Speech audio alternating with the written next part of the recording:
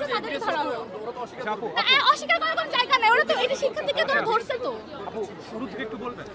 আমি ভোট দিতে গেছি, তখন হলো যে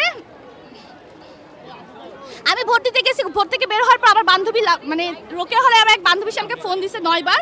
সে আমাকে ফোন দিয়ে বলতেছে দোস্ত টেবিল নাম্বার 1 থেকে হলো যে ব্যালট পেপারে দেওয়া হয়েছে ওখানে ফরহাদ আর সাদিক কাইমের নাম আগে থেকে ক্রস দেওয়া ছিল, এবং আমি যখন এটা দেখছি তখন আমি আবার টেবিল নাম্বার 1 যখন বলছি তখন ওরা আমাকে আটকাই কাগজটা চেঞ্জ করে দিয়েছে। আর টিচাররা আমাকে মানে প্রশ্ন করা শুরু করে দিচ্ছে আর কি, যে তুমি কি এটা নিজে করছো? তখন বলছে আমি কেন করতে যাবো, এটা তো হওয়ার কথা না, এটা তো আমরা করি নাই, মানে অস্বীকার করতেছে। তখন বলছে আপনারা দেখছেন আমি কি নিজে করে কি আপনাদের কাছে আসবো?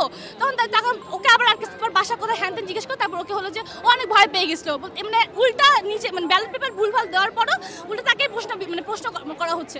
পরে তারা হলো যে এরপর আমি মানে ভোট হল থেকে বের হওয়ার পর সে আমাকে ফোন, মানে আমি তার ফোনটা পাইছি আর কি, তারপর তার সাথে কথা বলার পর আমি সাংবাদিকদেরকে জানাইছি। মূলত এইটাই হলো ঘটনা, মানে এর থেকে বেশি আর কি। এখন টেবিল নাম্বার 1 কে ধরা হোক, তাদের ওখান থেকেই ব্যালটটা গেছে আর কি, যে তারা প্রশ্ন দিতে বাধ্য আর কি, তারা জবাব দিতে বাধ্য। এটা আমি গেছি তখন কিন্তু হয়নি। আমি বলবো কোনো সন্দেহ নাই, সে এখানে আশেপাশেই আছে, কিন্তু সে হলো যে তথ্য প্রমাণ আছে।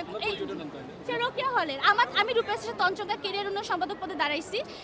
আমার সাথে ভাই আমি এগুলোর মধ্যে কিছু নাই, ওই মেয়ে আমাকে দেখে 9 বার ফোন দিছে, আমি ওকে ধরার পর সে আমাকে এই ঘটনাটা বলছে যে দোস্ত এই ঘটনাটা ঘটছে, তোরা জানা উপরে জানা, কারণ এরকম যদি হয় তাহলে এটা তো অনেক বড় একটা অন্যায়। বিষয়টা হলো যে আমি ভোট দিতে গেছি, ভোট কেন্দ্র থেকে বের হওয়ার পর আমার বান্ধবী আমাকে 10 বার যখন ফোন দিছে আমি ওর ফোনটা ধরে ব্যাক করছি, ব্যাক করার পর আমাকে বলছে ও রোকেয়া হলে, আমিও রোকেয়া হলে, যে দোস্ত টেবিল নাম্বার 1 সমস্যা আছে, ওটা আমাকে ব্যালট পেপার দিছে, ওখানে অলরেডি ফরহাদ আর সাদিক কাইমের নাম ক্রস দেওয়া ছিল। এটা যখন আমি দেখছি, দেখার পর আমি যখন ভিতর বেড দেখছি তখন মানে টেবিল নাম্বার 1 প্রশ্ন করছি, তখন ওরা উল্টাই ওকে প্রশ্ন করা শুরু করছে, এটা কি আপনি করছেন কিনা বা এটা তো আপনিও করতে পারেন। তো বলছে আমি এটা কেন, আমি যদি এটা দাগাই তাহলে আমি কেন আপনার কাছে আসবো? আর ও হলো যে একটা অন্য সংস্কৃতি আর অন্য কালচারের মেয়ে, ওর এখানে ভোট দেওয়ার কোনো দরকারই নাই, মানে ও নিজেই মানে অপ্রস্তুত হয়ে গেছে, যে নিজেই ব্যালট পেপার ধরাই দিয়েছে, আবার উল্টা ওকে প্রশ্ন করা হচ্ছে।